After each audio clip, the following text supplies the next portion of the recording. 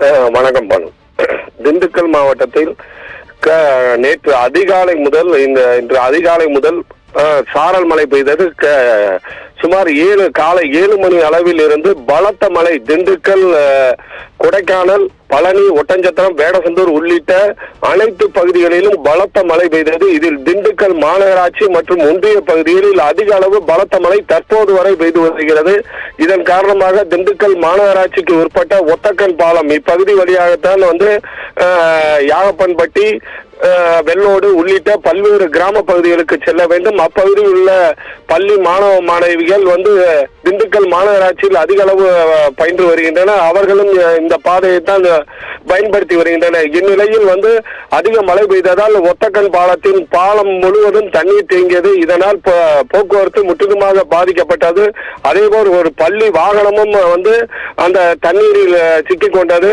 அங்கிருந்தவர்கள் உடனடியாக மீட்டதன் காரணமாக மிகப்பெரிய விபத்து தவிர்க்கப்பட்டது.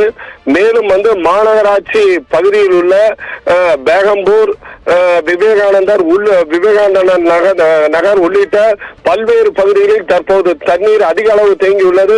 முக்கியமாக திண்டுக்கல் மெயின் ரோட்டில் உள்ள மாநகராட்சி அருகே உள்ள வெள்ளவிநாயகர் கோயில், அபிராமியம்மன் கோயில் பகுதிகளில் மிகப்பெரிய அளவில் தண்ணீர் 4 அடிக்கு மேல் தேங்கியுள்ளதால் தற்போது போக்குவரத்து பாதிக்கப்பட்டுள்ளது. அதே மாதிரி பொதுமக்கள் இயல்பு வாழ்க்கையும் பாதிக்கப்பட்டுள்ளது. அங்குள்ள வணிக வளாகங்களுக்கும் தண்ணீர் உள்ளே சென்றுள்ளதால் தற்போது மழை நின்றவுடன் தான் தண்ணீரை அகற்றும் பணி நடைபெறும். ஆனால் மாநகராட்சி அதிகாரிகள் மெத்தன போக்காக செயல்படுவதால் தற்போது வரை எந்த ஒரு நடவடிக்கையும் எடுக்கவில்லை. மேலும் பள்ளி மாணவ மாணவிகளுக்கும் விடுமுறை விடாத காரணத்தால் காலை 7 மணி முதல் பலத்த மழை பெய்து வருகிறது. ஆனால் தற்போது வரை பள்ளிக்கு விடுமுறை விடாத பள்ளி மாணவ மாணவிகள் மற்றும் கல்லூரி மாணவ மாணவிகள் பள்ளிக்கு நனைந்து கொண்டே சென்ற அவல நிலையும் இன்று நடைபெற்றது. பானு, விவரங்களுக்கு நன்றி நாட்ராயன்.